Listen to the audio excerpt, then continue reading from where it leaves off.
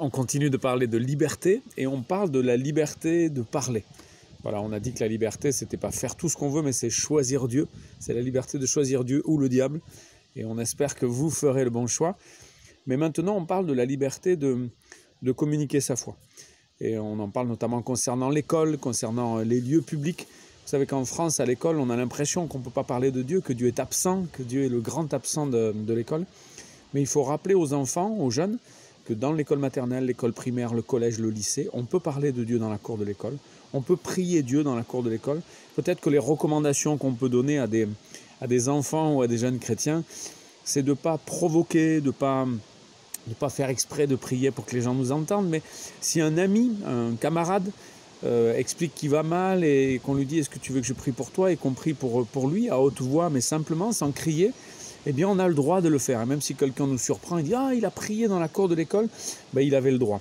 Un adulte qui est représentant de l'État n'aura pas le droit de prier avec un enfant, mais deux enfants entre eux, deux jeunes entre eux, ont évidemment le droit. Mais quand je dis évidemment, c'est pas si simple, parce qu'on peut avoir des adultes bien qui s'opposent à ça, qui ne comprennent pas la loi. C'est un peu comme les signes ostensibles ou ostentatoires. On peut avoir une petite croix et normalement ça pose aucun problème. Mais il y a des adultes qui vont refuser ça, même si cette croix n'est pas ostensible. Ostensible, ça veut dire qu'ils cherchent à se montrer. Eh bien, on va embêter les gens parce qu'ils ont cette petite croix ou ce petit signe. De la même façon, dans l'espace public, on a le droit de parler de Dieu, on a le droit de prêcher, on a le droit d'essayer de convaincre les gens. Tout sera affaire de respect et affaire aussi de trouble de l'ordre public. Si on trouble l'ordre public, si on met de la musique très très fort, si on embête les gens, si on insiste alors que les gens ne veulent pas entendre, je ne suis pas très favorable au fait de prêcher dans les rames de métro ou dans les bus, parce qu'en fait les gens ne peuvent pas sortir, ils n'ont pas le choix. Donc on leur impose notre présence et notre discours.